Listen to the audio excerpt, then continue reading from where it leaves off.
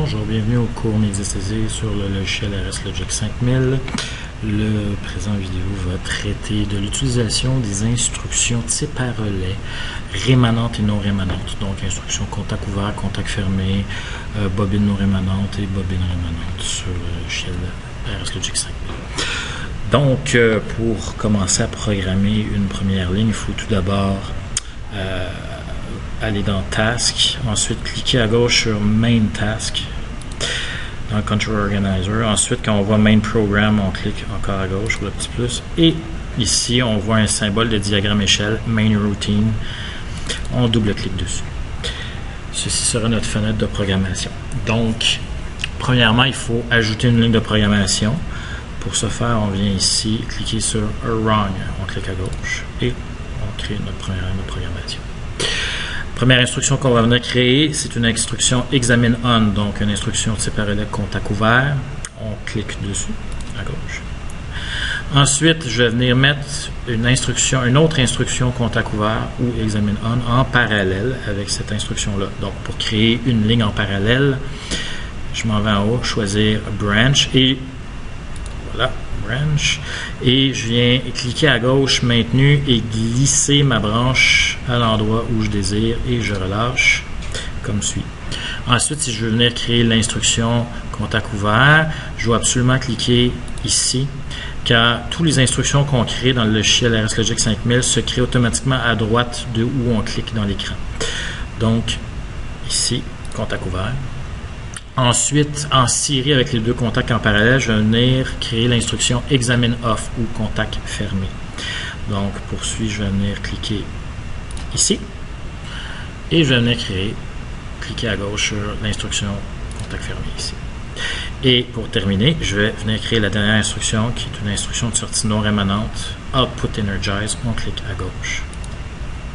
Comme ça. Ensuite, je vais venir créer des étiquettes que je vais venir associer à des emplacements, à des branchements physiques sur mon processeur, sur mes cartes qu'on a configurées précédemment.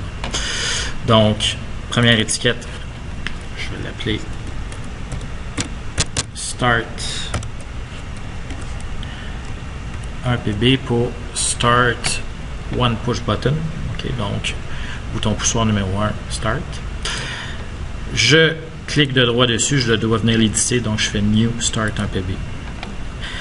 Le type, on met alias et alias4, c'est là qu'on vient choisir où est à quoi faire relation notre adresse. Et notre adresse Start 1PB est relatif au bouton poussoir Start sur notre simulateur qui est branché sur l'entrée 0 de mon processeur local.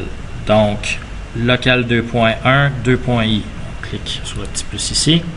On clique à gauche sur Data et on clique à gauche sur la petite flèche ici et on vient choisir l'entrée 0.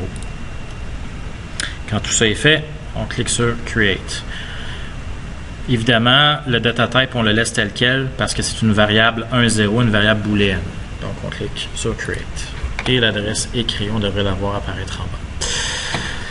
Ensuite, je vais avoir un bouton Stop aussi. Donc, je vais créer l'étiquette. Je double-clique.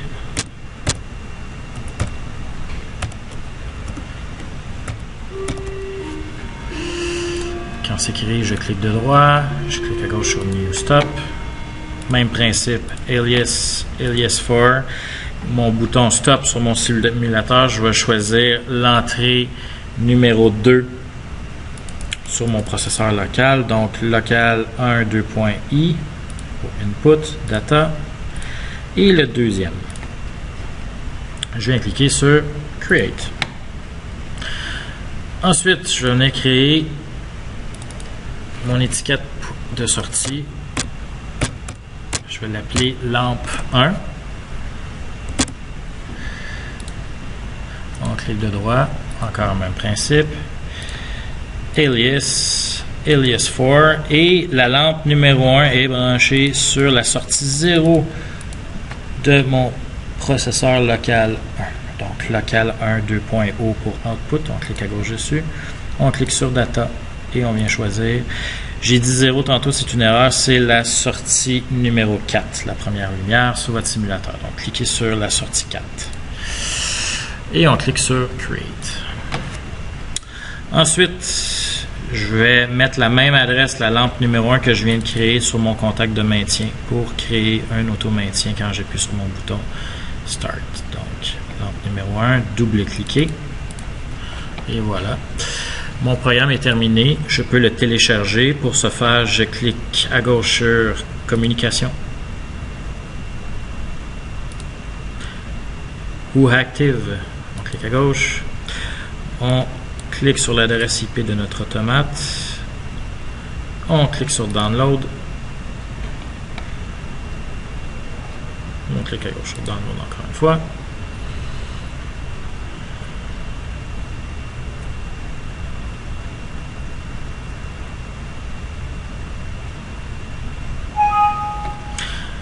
On nous demande si on veut le mettre en mode Run. On clique sur Oui. Et notre programme est prêt à être testé sur le simulateur. Donc, quand l'opérateur appuie sur le bouton Start, ma lampe devrait allumer et devrait se maintenir allumée même au relâchement du bouton 1PB. Et quand que l'opérateur va venir appuyer sur Stop, va venir ouvrir mon circuit et désactiver ma lampe numéro 1.